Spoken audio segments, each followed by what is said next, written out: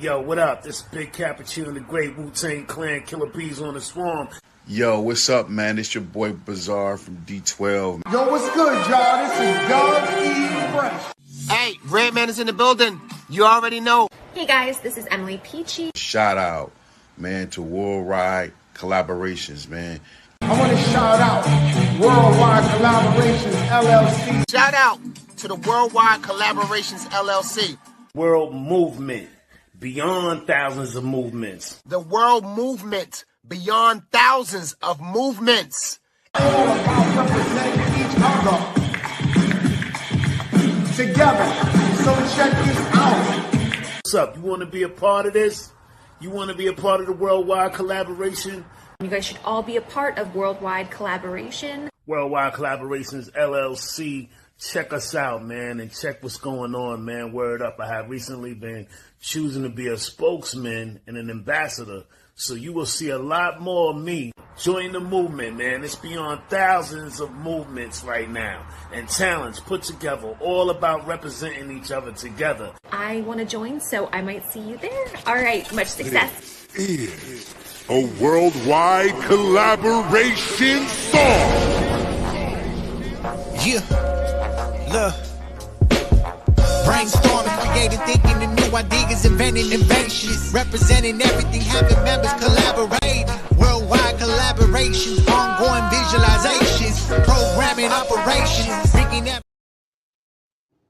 Welcome back to the Title Box with yours truly, King Jacob, man. I'm King Jacob. Man, what a busy weekend, man, but a lot of new resources and connections were made, man, just getting it from ATL. And we have another star-studded episode with none other than B.Divine, you know, a Long Island, New York, man, representative. So, man, what's going on with you? How you doing? I'm doing great, my brother. You know, I'm just grinding out here, you know, making it happen. The new album's out now, Louvre Magnate. It's getting great feedback. So, you know, I'm just keeping the momentum going, you know? Okay, I can dig it, man. So, let's get into your story, man. Let's get into who you are, where you from, what you represent, and why the culture of hip hop means so much to you. You know, during your journey of being a global artist. Absolutely. So once again, I'm B.Divine from Long Island, New York. I started off as a DJ, got it, you know, into the turntables, fell in love with hip hop. I just automatically gravitated to it. You know, between, you know, the beats and the rhymes, and just the flows and the styles, it just grabbed me, you know, from a youngin'. So my man, you know, he put me onto the tables. You know, I started learning beat juggling. I started learning scratching a little bit. And then, you know, along the way, mixing, you know, I got inspired that I wanted, you know, to spin my own music. So I got into beat making. The first, you know, program I ever used was Sony Acid Pro. Started going heavy into the sample digging, you know, finding the grimy drums, you know, that hard-hitting shit. And along the way, I started producing for some people. You know, one of the first artists I ever produced for was Solomon Childs from Staten Island. He's a Wu-Tang affiliate. And then along the way, I started working with, you know, my own artists. And then Shaheem, Timbo King, ended up linking up with Killer Shah, rest in peace, who ended up plugging me into Mayhem Loren, who ended up plugging me into J Love. And then along the way, it was just more artists. So that's when Divine Intervention came about. That was my first project I ever put out. It was a mixtape hosted by J Love. And that basically was like a mixture of, you know, like a compilation of all joints I produced throughout the years. And then my first, I guess, official, you know, rhyme joint was on there. And it was a record with Tragedy Khadafi. Mm-hmm. So then, you know, I started building with him for a while. You know, I started, you know, he helped me get my emceeing skills sharper. And then along the way, I started putting out projects, started doing shows. And, you know, I put out the Process of Illumination. You know, along the way, I toured, you know, all over the East and West Coast, the U.S. I've done shows in Canada. And then I ended up putting out an EP, Times Has Changed. And then I followed up with the album Culture Shock. Then I put out a mixtape, Radio Rebel Day. And then here we are today with the new joint, Louvre Magnate. Okay, okay. It sounds like you've been quite busy, man. And shout out to my brother from ATL tapping in with us, Steve O. Appreciate you tuning in, man. And so you started out as on the turntables, man. And when you said, did you say Acid Pro, man? Absolutely. That was the first program I ever used to make beats. Sony Bro, Acid Pro. listen, man. I haven't heard nobody say Sony Acid Pro in a very long time, man. And so, from starting as a DJ, then being a producer, and and then getting into MC, and man, what was the most passionate thing that you found out from you evolving? Because you mastered all three now. You DJ, producer, songwriter, hip hop artist, and you rock shows, you make clothes. So Absolutely. so tell me, man, how does that just keep your mind fully equipped, man? Is it enough hours in a day to do everything, man? Or the question is, how do you balance that all out? I've basically learned to just go with the flow with things. If my mind is more in a writing mode, I just gotta gravitate towards the right. I gotta feed, that particular hunger at that moment. If it's the Mhm. beats, if I want to start, sample digging, start going through some crates and start finding some fly shit, to flip, you know, that's like therapy for me. So I can't turn that down. So it's basically a matter of, like I said, I'm like a free spirit when it comes to it. Lately it's been more the rhyming, prepping, for the shows coming up, but I already know in the next few days I'm gonna start beat digging again. I've been having that itch for the past 2 days now. So Okay, okay, cool. So a lot of people when they talk about MCing from New York, or beat making from New York, or DJs from New York, somehow, when it comes to the Brooklyn, the Queens, the Manhattan, the Bronx, Queensbridge, Brooklyn. So somehow some of the greats from Long Island, New York get left out. EPMD, Public Enemy, leaders of the new school. So just to name a few. And so, how is that music movement in Long Island nowadays? nowadays, I would say it's there's a lot of dudes that are coming up that are nice, and everyone's going for theirs out here. You know, Shout out John Jiggs and Monopoly family. They're doing their thing out here right now. Scrooge Owens, he's doing his thing out here. Johnny Too Good, he's doing his thing out here. There's we got some MCs out here. Like we Um, got it was a dude that was on a cipher a while back. The villain, something like that. I can't think of his first name. who Reek the Villain. Rick the villain. Yeah, yeah, yeah, yeah, yeah. So is Rick still in that same circle with you guys or no? Last I've heard of Reek, I heard he's doing his thing. I heard he was doing something with Ghostface right now. Last Okay, that I heard, he was running around with Ghostface. He's still making his motion. I know he was running around with Busta Rhymes back in the day, but that dismantled. And then as I've heard lately, he's still doing his thing out here. You that's know, good. That's and he's and, the Reek and the one Villain. one key point you made, yeah. Big ups to him. Big up to Rick the villain. And one key point you made, you call a name that I'm very familiar with. Shout out to my guy Solomon Charles. Really, really, really, really dope individual and a dope MC. So man, Absolutely. what was that process like on working with Solomon Charles, man? Oh man, I first met him back in like 2007. He hit me up in the MySpace days. He heard a couple beats on my page, and he was like, "Yo, I gotta jump on these. What's up?" And then ever since then, it's just me and him. That's like my big bro right there. Like he's been around forever. He's on like I want to say 85% of my projects. You know, Okay, that's my guy right there, and I'm on his album with Tone Spliff. He showed me right. mad love. He showed me the joint, Two Middle Fingers Up. threw me on the hook with him, Conway the Machine, and Rock from Helter Skelter. You know, that was a good look right there. You know, so Right. Okay, that's what's up, man. Big ups to him, man. And we have Miss Deanna Freeman,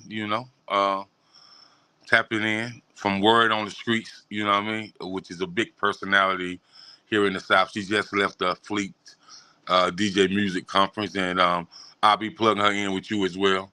B.Divine, yeah, because she's a heavy hitter in the South region. She's definitely a heavy hitter, and that's so what's up. thank you Let's for build. tapping in. Yes, sir. Yes, sir. Thank you for tapping in, D. So tell me about some of your heavily influenced people that influence you to really keep going. That kind of like wowed your mind. Be like, this is really something that I can do full time. This is something that I can share my gifts and my talents all over the world. Like artist wise, Yes, sir. Artist wise. people. I would say the people who inspire me nowadays is people like Raekwon, people like Nas, people like 50 Cent. You know, their business sense is amazing.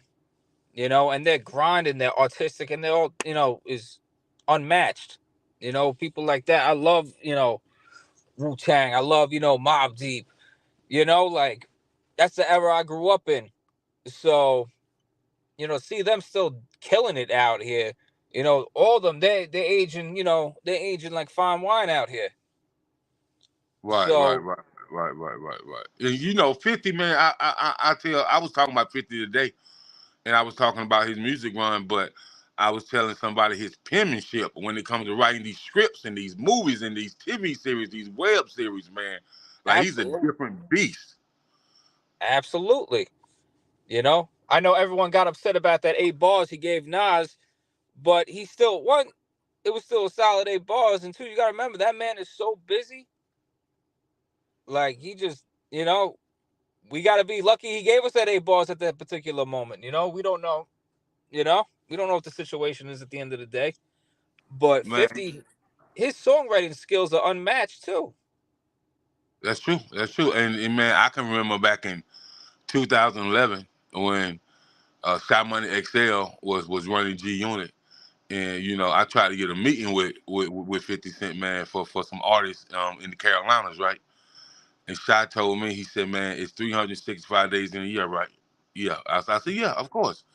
He said 325 of them 50 in some type of business meeting, man.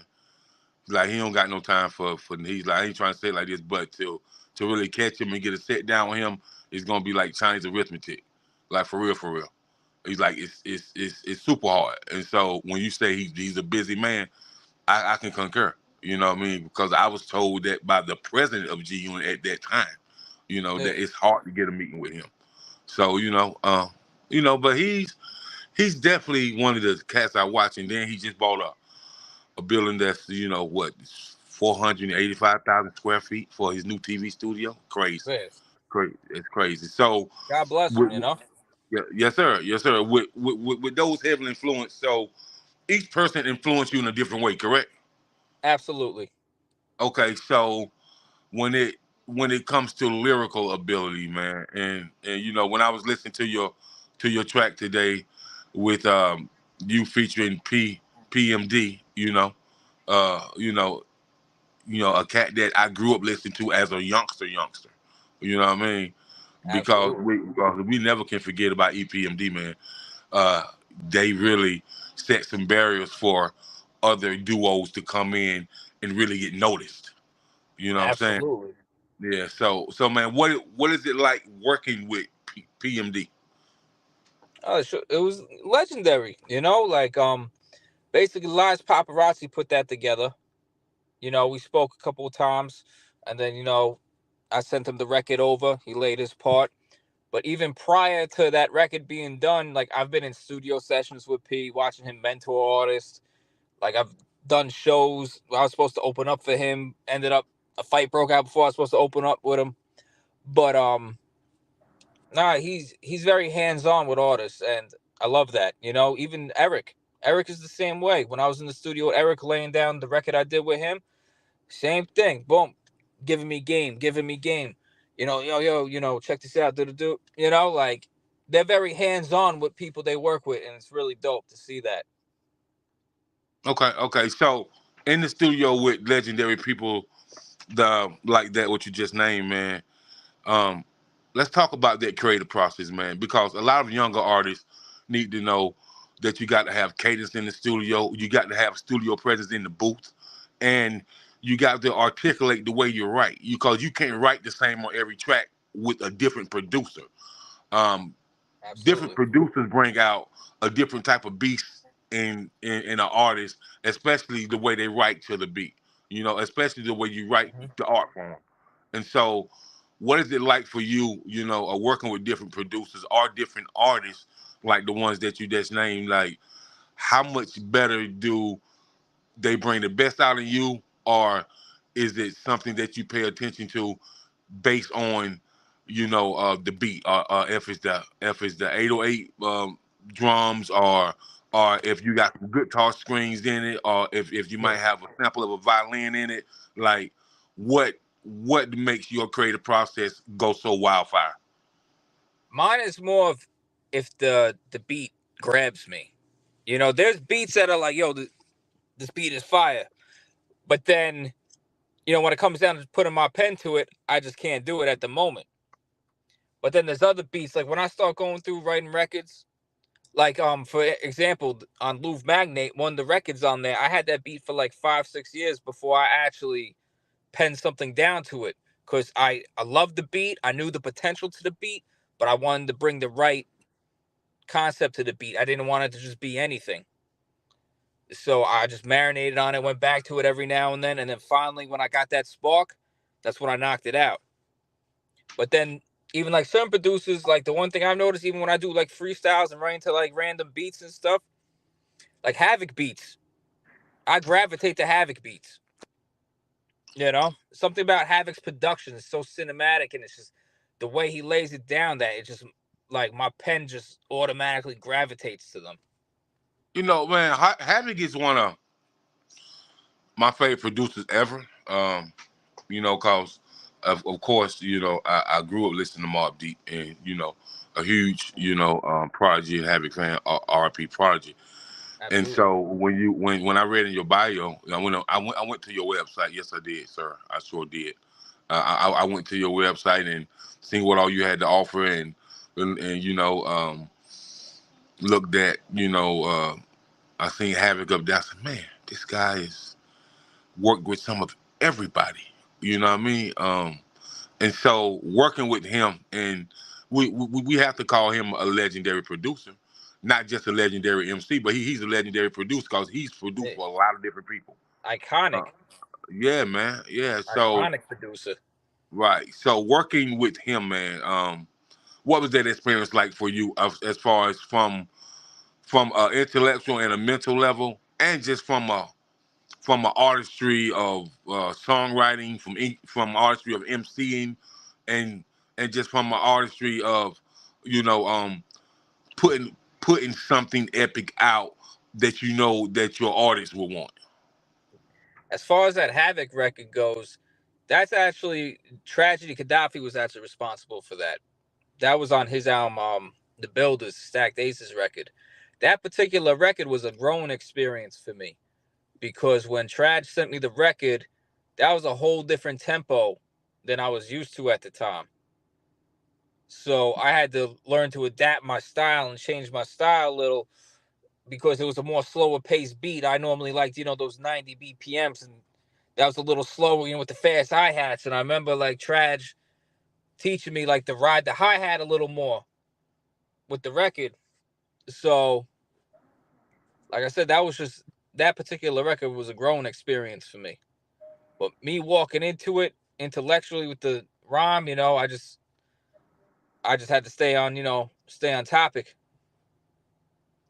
Okay. Now, so you've been able to do shows in all of the Eastern region, West Coast, Canada, and so you've been able to do what you love full time. Really, really, really tour with different MCs from different places and stuff like that, man. So, what type of advice would you give a up and coming artist that wants to make a career, you know, out of doing music, being a rapper, being a hip hop artist, and wants to add some value to the hip hop culture? Like, what type of advice would you give up and coming artists? I tell them, always remember your value. Don't, this music industry, at the end of the day, it really is 10% music, 90% business.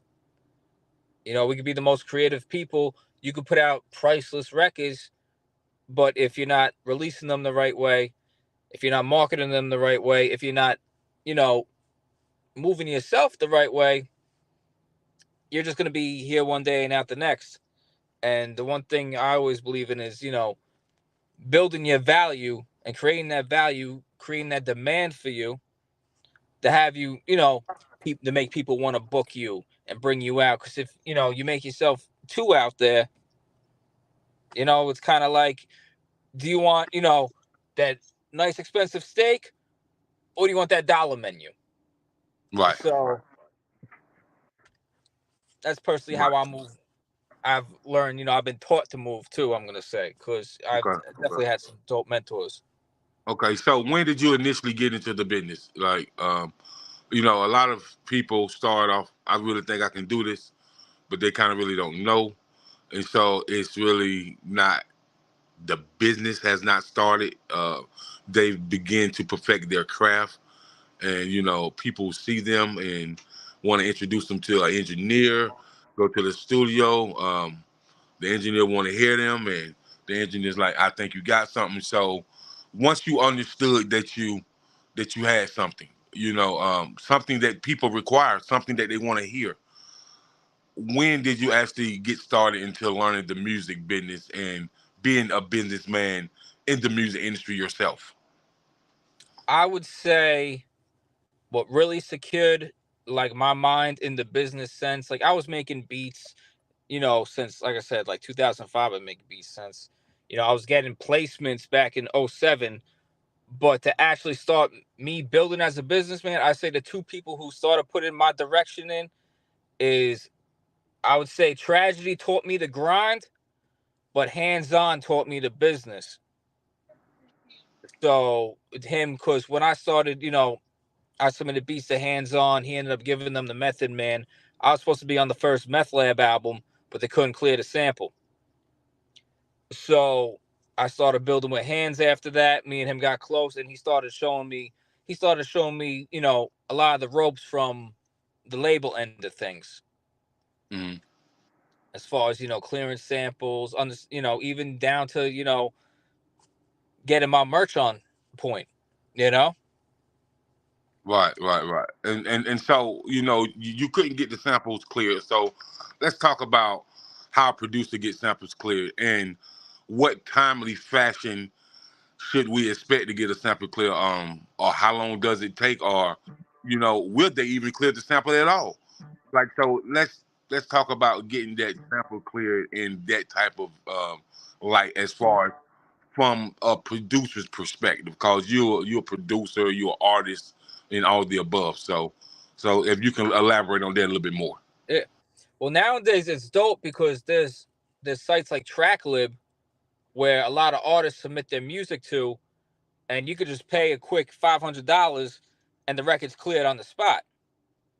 And there's people like Isaac Hayes has his catalog on TrackLib. There's a lot of well-known artists that are sampled who have their Bob Jameses on there now. Like, you could actually buy their stems to their actual songs now on TrackLib. And then you could, sample them, and then you could, clear them. Now, other times you're going to need an entertainment lawyer. That could, sometimes it could cost anywhere from $5,000 to, 50,000, even more to clear a record, depending on who you're sampling. Right. So sometimes you gotta wait a long time, but nowadays, like I said, there's new avenues like TrackLib where you could instantly clear the record. Right. Okay. And shout out to my man Nico Grande. Shout out to Miss Portia Long, and shout out to Trey Staley for tapping in with us, man. Thank y'all for tuning in. It's much appreciated, for sure. So you've been around that Wu-Tang circle for a long time, right? I would say some of the affiliates more. I've dealt with the affiliates. Okay, okay. So with you dealing with some of the Wu-Tang affiliates, man, and they listening to your production and things of that nature, man. So what was the process of dealing with them? And then you said, you could have got on a project with Method Man, but the but the sample didn't clear. So did you ever get a chance to send Method Man any more tracks or no? Oh, we do have a I did an EP with Hands On, Handsarelli. It's out Okay, now. And okay, one of the records on the EP, Method Man's on there. He did a verse and hook on there. okay. Yeah.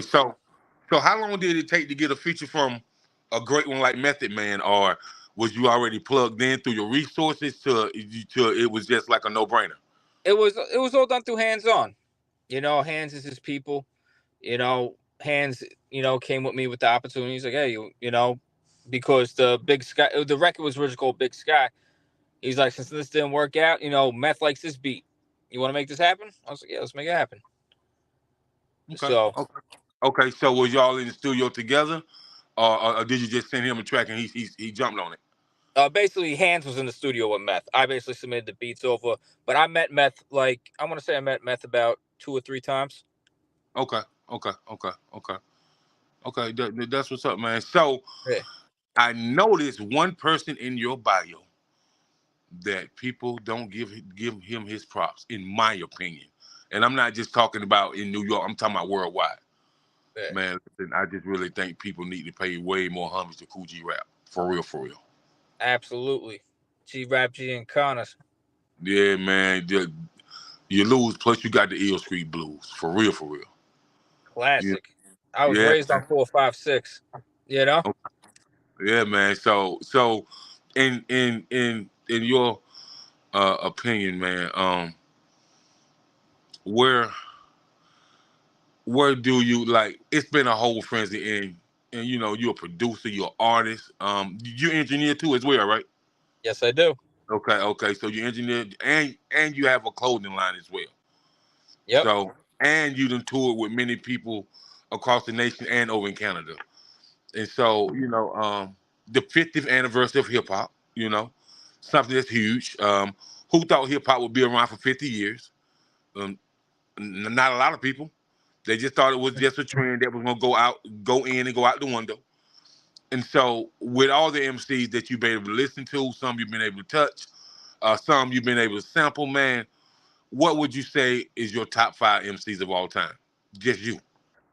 My personal top 5, I would say Nas, Raekwon, Tragedy. Mine switches all the time, to be honest with you. Rakim, and I would throw G Rap in my top 5. Like I Okay. tell you, my top 5 switches. Because some days I'll just be in the mood for someone. Like out of nowhere, I just want, I'll be like, yo, Ghost. I'll be going through Ghost's catalog. I'm like, yo, nah, Ghost got it. Right, There's so many. right. Big Daddy Kane. You know what I'm saying? Kane I is. think you know what I figured you was gonna say that. You know why? Because I just seen him. I seen an interview with him on Sway in the Morning where he did a freestyle last year, and I will tell you this, man. It's a whole lot of people who have these favorite rappers, and they Yeah, could never see Kane on the microphone. For real, for like real. Kane's incredible. Yes. And then he's inspired so many people. So many people got their style from Kane. Right, You know? right. And like, a lot of people don't understand that Kane used to allow Jay-Z to open up during the intermission, to come during the intermission of the concert and get his rocks Yep. off. And like so if you ever read Jay book, he states that in his book, he gives a lot of respect and a lot of homage to Big Daddy Kane. You know what I mean? Absolutely. Yeah, so that's what it is. So as far as you have your own label as well, right? Yes, Divine Time Enterprises. Right. Divine Time Enterprises. So tell me about Divine Time Enterprises and tell me why you started the label and what was the process about getting it well known. Basically, dealing with Hands, teaching me how to get my business in order. That's what made me really start it. And then I wanted to give an outlet for people who do projects with me. You know, when I produce for people, I wanted to give them an outlet that they could run it through. You know, when I deal with artists, I always give them the option. Like, yeah, you could either run it through my pipeline or you could independently release your stuff. You know, I'll show you how to do it, or you could run with me. You know, 90% of the people who do full projects with me end up running through me anyways. So, you know, I wanted to give them an outlet where, you know, they have access to my resources. Mm-hmm. Okay. So, how many artists you have on your label at this current time? At this current time, my last artist I had is LJS. He was a young kid from out here. Yeah, he currently went to school. He's doing some welding right now. I told him, you know, go I know who have all your backup LJS is. plans in order. I interviewed LJS before. I know exactly who LJS is. Yep. Yeah. Yeah. So when it comes to you signing artists, when it comes to, you know, artists want some type of artist development deal with you, you know, because what people don't know, a lot of times when an artist sign with an independent label, they put them through a development deal to really get them prepared for a mainstream. And so when it comes to that, because you've been through all the trenches and you know how to develop artists. So when it comes to that, man, what do you look for in an artist, and what wows you about an artist that has that really raw talent that's really never been seasoned yet? Basically, you know, I like to see the individuality of the artist. You know, I like to see what they bring to the table, you know, and I like to see like what they're trying to do with it. You know, because some people, you know, they just dabble, and like if they're really serious about it, is, you know, how do you plan on reaching your goal? So if they already have an idea, then it's a lot easier to work with. You know, there's a lot of people that come through this game and they just want to be famous. You know, everyone has their own agenda, and that's cool. You know, if you want to do this just to be famous, I'm not really the person to talk to, because my thing is I'm trying to build your value and create longevity for you as an artist and create an actual career, not just, you know, a fly by night guy. So, you know, if you want to do that fly by night shit, go to TikTok or something, you know? Yeah, he said go TikTok. So, okay, I can feel. I feel that. So you want to teach? You know, you're teaching artists the value. You teach them, you know, how to, you know, get records on the radio, how to get paid from music licensing, how to get paid from their publishing, and just how to be an artist that can eat off their music for a lifetime. Correct. And be self-sufficient. Like, I want to put them in a position where after they're done with me, they don't need me. Okay. So they don't need me. And if they choose to come back, and they do, they choose, you know, it's because of they understand that, you know, I'm leading them to the water, not the cliff. So yeah. Okay. And so something is very important to me, and I ask all you know, record label owners, you know, entertainment managers and artists, of course, and even modeling agencies. How does an artist of your caliber cross brand the art form of music with community development, and how important is it for people in your community to understand that this is just not music, this is a message that can empower the next generation?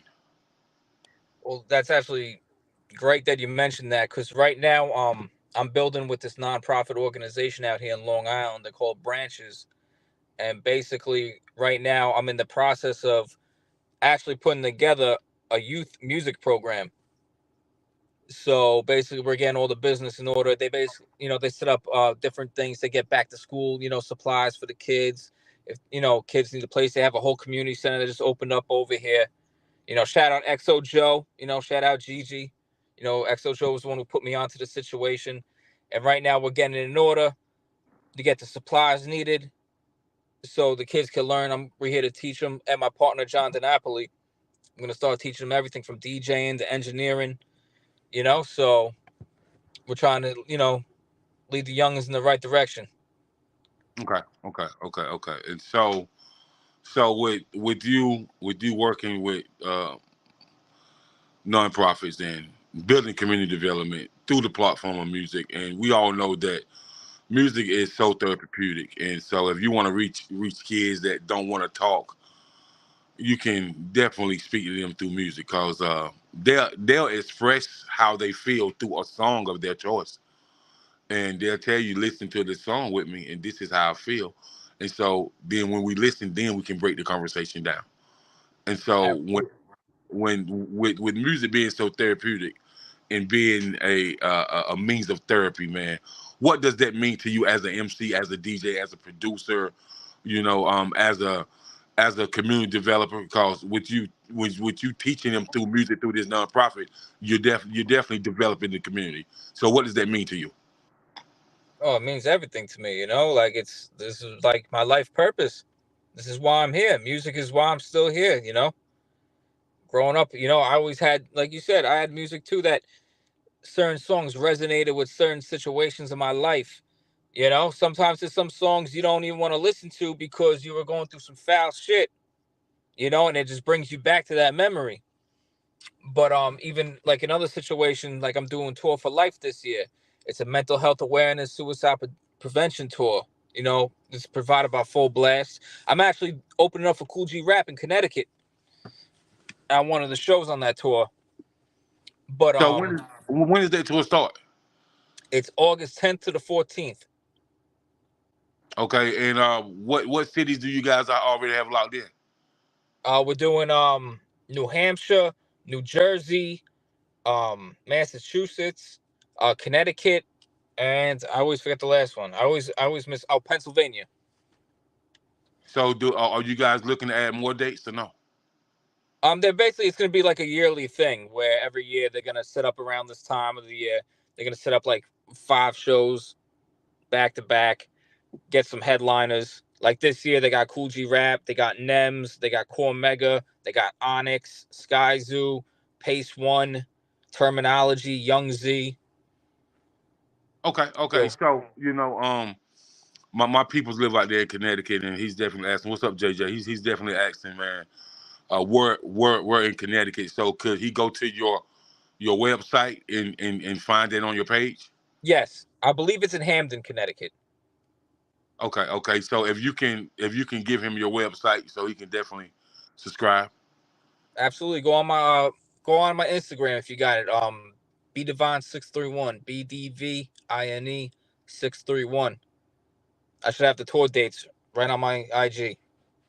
Okay. That's what's up, man. And so tell me about this mental health. Like, next year on the 24th, I'll be working. Well, I currently work with Big V from the Nappy Roots, Platinum Group Nappy Roots, and we will be putting together a whole seminar, a 3-day seminar, music and mental health, and so I definitely need people to understand this.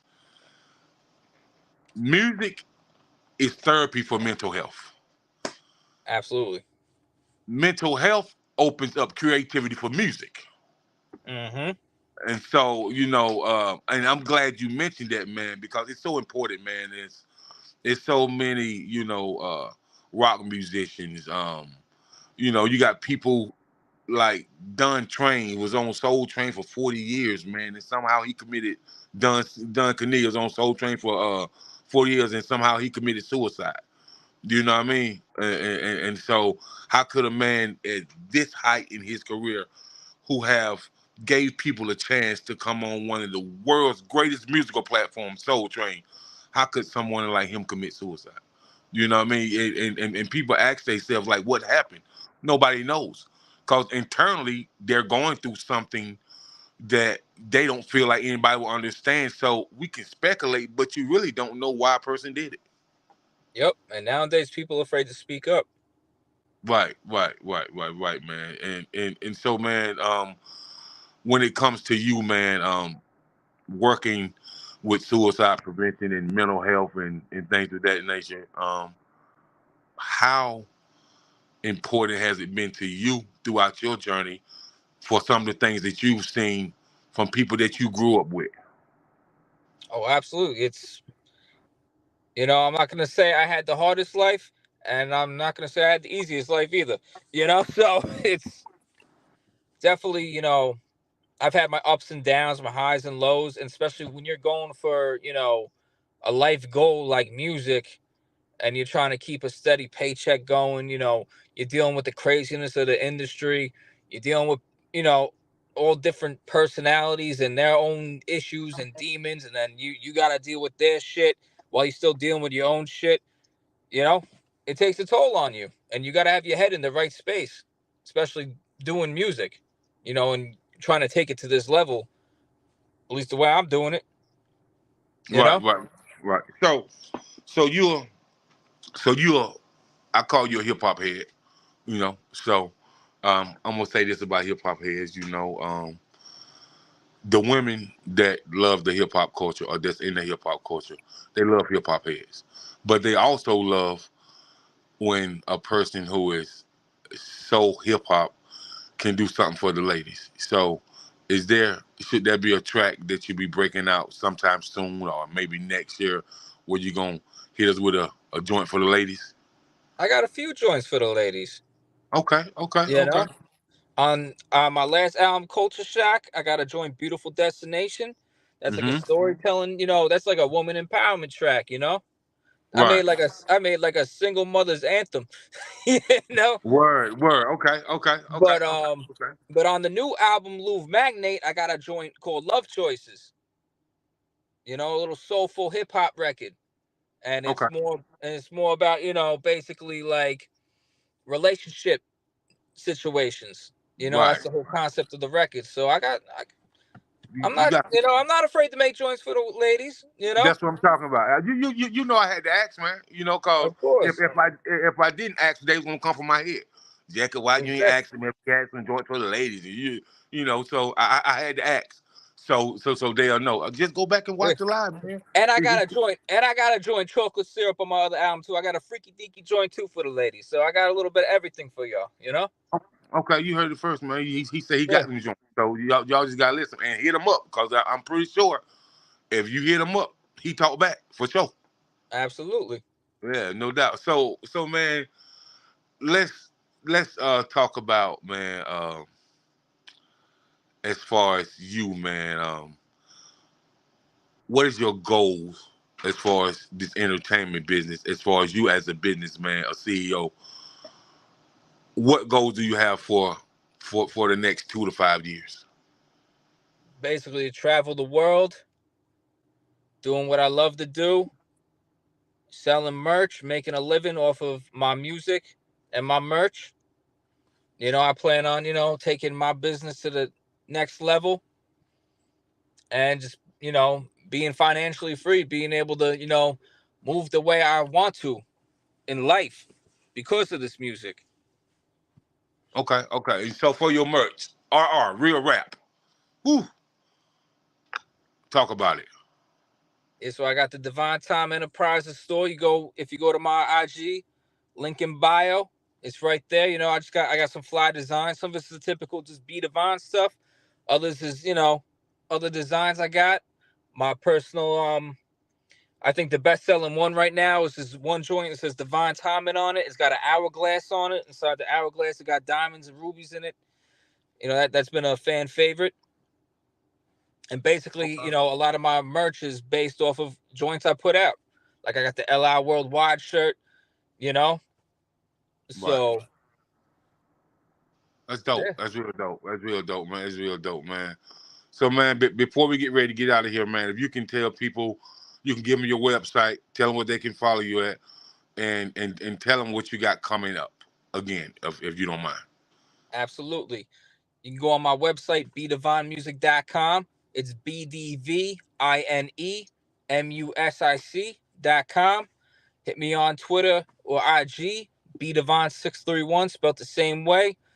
I got my new album out right now, Louvre Magnate.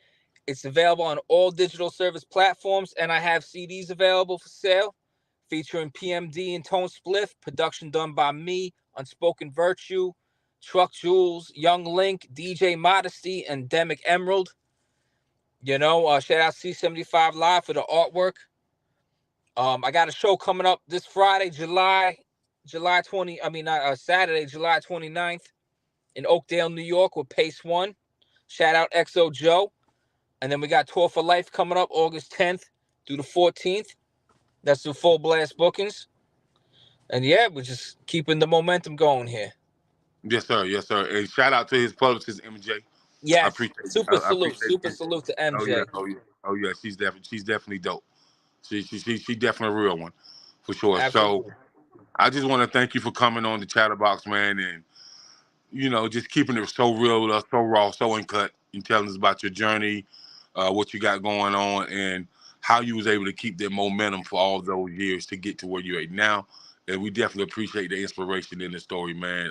Your backstory is so remarkable. I definitely salute you. Thank you. I appreciate you. Thank you for having me as well. Thank you for doing what you do, because it's people Yes, like sir. you that keep me moving. Yes, sir. Yes, sir.